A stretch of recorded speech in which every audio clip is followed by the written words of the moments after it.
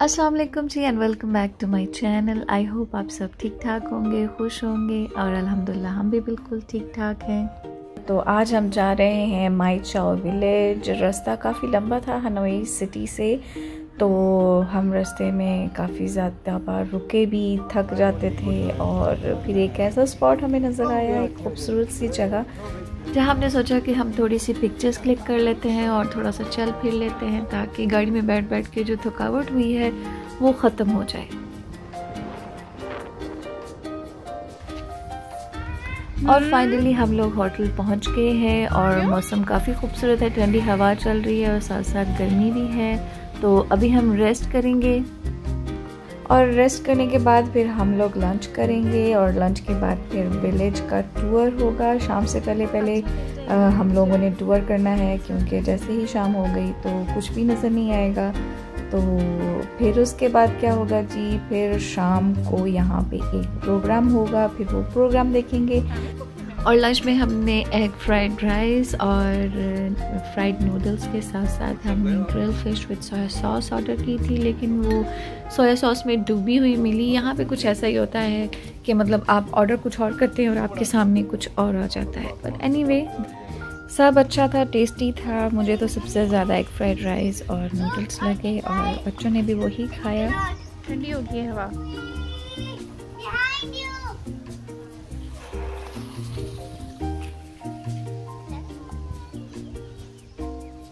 हाँ जी, अब हम निकल पड़े हैं अपनी इलेक्ट्रिक बग्गी पर विलेज के टूर के लिए।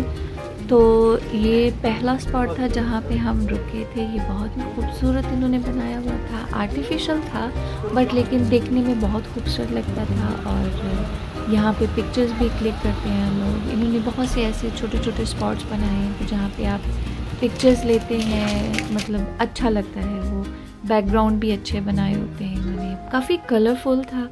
और फिर हमने यहाँ पे अपनी पिक्चर्स भी क्लिक की 1 बाय 1 सब ने। आमिर को तो इतना शौक़ नहीं होता पिक्चर्स वगैरह का, वो थोड़ा कैमरा और इन चीज़ों से थोड़ा दूर रहते हैं। ही इज़ एक्चुअली एक कैमरा शाय। तो ये देखें आप, कितने खूबसूरत इन्होंने स्पॉट बनाए हैं और ये सब पिक्चर्स को क्लिक करने के लिए। और साथ ही एक छोटा सा शॉपिंग मॉल भी था। यहाँ पे इनके ट्रेडिशनल कपड़े थे जो लोग ये पहनते हैं। अभी तो खैर ऐसे नहीं पहनते, बट कोई फंक्शन हो इनका या कोई इवेंट हो तो ये इस तरह की ड्रेसिंग करते हैं। और इसके अलावा इनके हैंडमेड क्राफ्ट्स थे जो ये सेल कर रहे थे, जिनमें ये कह सकते हैं क्लचेस थे और मेकअप पाउचेस होंगे, हेड बैंड्स थे, स्मॉल क्लचेस थे और ये बैम्बू से बने हुए कुछ फुट मसाजर्स थे, बैक मसाजर्स होते हैं, टूथपिक होल्डर्स और मतलब इस तरह की मुख्तलिफ चीज़ें जो इन्होंने ख़ुद बनाई होती हैं वो इन्होंने अपनी छोटी छोटी शॉप्स रखी हैं, वहाँ पे ये सेल करते हैं।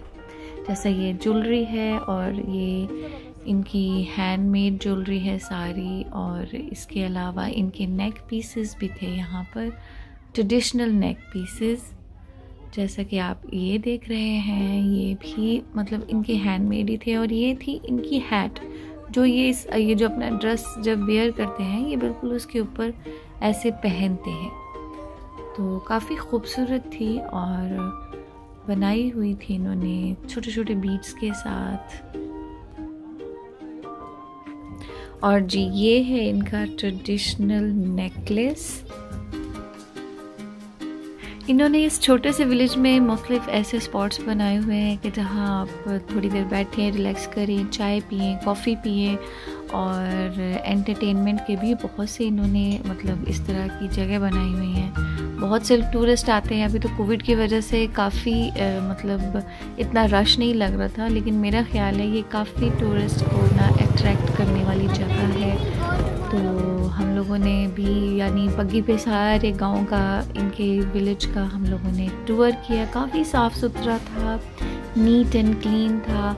और इनके जो हाउसेस का जो पैटर्न था वो मुझे बहुत पसंद आया कि एक तो वुड के बने हुए और ज़मीन से थोड़ा सा ऊपर, पिलर्स के ऊपर इन्होंने घर बनाया हुआ, और नीचे वाला जो पोर्शन है वो इन लोगों ने क्या कहते हैं कि उसको as a restaurant, as a coffee bar और किसी भी तरीके से उन्होंने अपने इस्तेमाल किया हुआ था। और ये जो आप खेत देख रहे हैं ये इनकी राइस फील्ड हैं, और वियतनाम तो वैसे भी फेमस है अपनी चावलों की प्रोडक्शन के लिए, तो यहाँ पे मुख्तलिफ़ किस्म के चावल उगाए जाते हैं।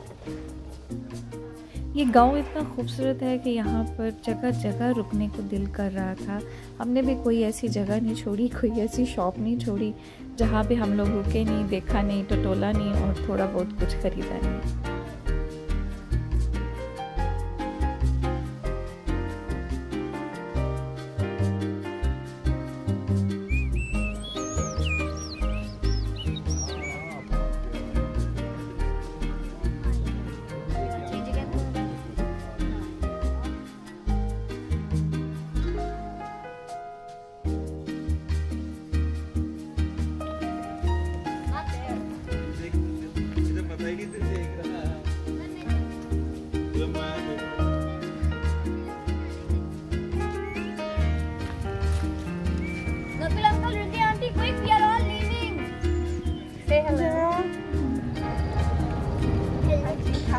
Dương lịch thì lúa sai chín đẹp hơn. À, đẹp hả? Vâng, đẹp hơn, lúa ở đây đẹp hơn.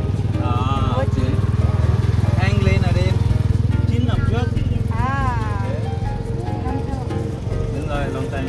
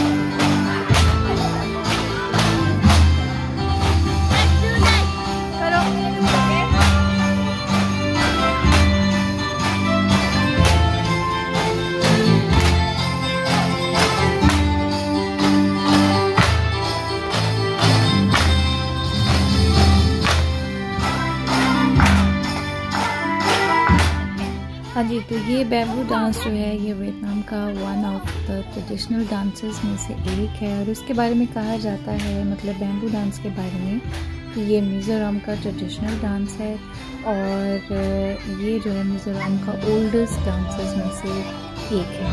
और कहते हैं कि ये डांस जो है इनकी किसी रस्म में से निकला है, ठीक है। और मिज़ोरम क्या है? मिज़ोरम है जी नॉर्थ ईस्ट इंडिया की एक स्टेट है और ये डांस इंडिया से उठकर यहाँ कैसे आया इसके बारे में अभी मुझे इतना डिटेल में नहीं पता। जैसे ही मुझे पता चलेगा I will definitely share with you all.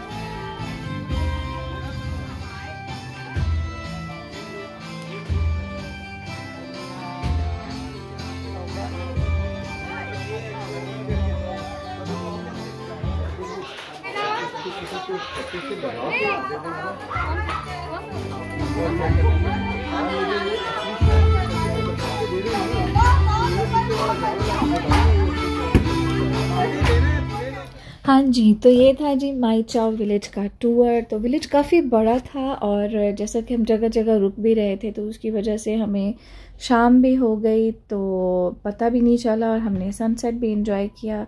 तो अब वक्त आ गया कि हम अपने रिज़ॉर्ट की तरफ वापस जाएं क्योंकि रात के 8 बजे इन्होंने हमारे रिज़ॉर्ट वालों ने एक शो ऑर्गेनाइज़ किया था तो मैं वो भी मिस नहीं करना चाह रही थी। तो वो मैं इंशाल्लाह आपके साथ अगली वीडियो में शेयर करूँगी। तो don't forget to watch my next video. Till then अल्लाह हाफिज़।